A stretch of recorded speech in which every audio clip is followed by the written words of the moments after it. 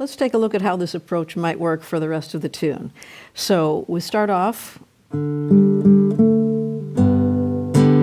there's our first strum, and so you notice that when you were accompanying, you're rocking back and forth between the 6th and the 4th string. So we'll do the same thing with the accompaniment. Then 4th string strum, and then bass. And now here, we've got a lot going on with the melody, so we can leave out the strum altogether and pick it up again when we have space to fill. So that's one clue, is not trying to fill it in with the accompaniment all the time. Sometimes the melody is doing plenty, and as long as the rhythm stays consistent, you don't need those extra strums there. Now we've got another measure of G. Now we've got E minor, and we're alternating again from 6 to 4 on the E minor, and then C. A minor, D7th. There again, there wasn't really time to throw in the strum on the D7th, so it's just the bass note.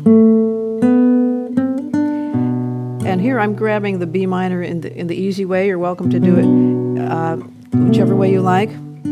So it's like a D chord with a B in the bass. And I don't even have to finger the first string. It's kind of nice with that just strumming up to the 2nd string. Or if you play the 1st string, it makes a nice little dissonance there. Played lightly. And here I might just play the same string twice in the bass. I can alternate or stay. And that's very similar to the last C measure you had, where you just play the C in the bass note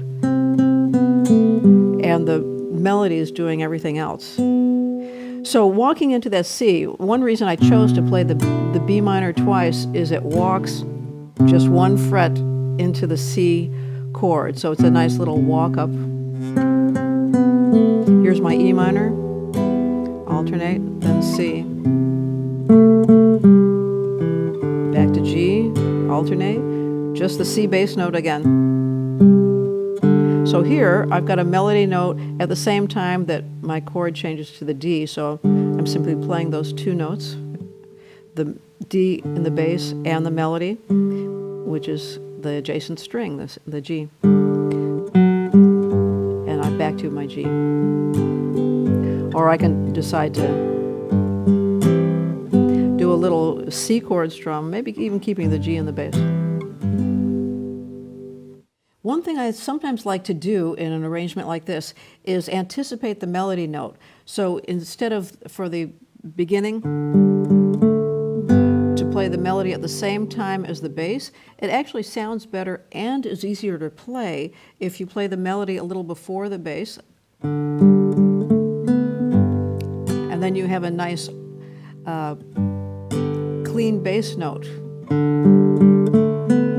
I might sing it that way anyway.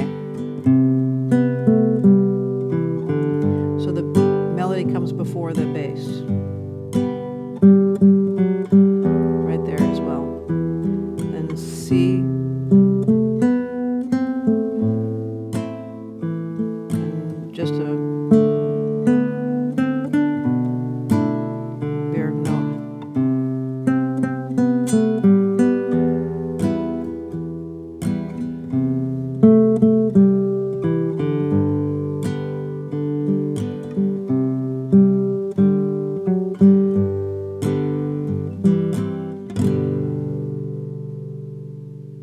Well, there's the easiest way that you can arrange a tune, have the chords, the rhythm, and the melody all at the same time.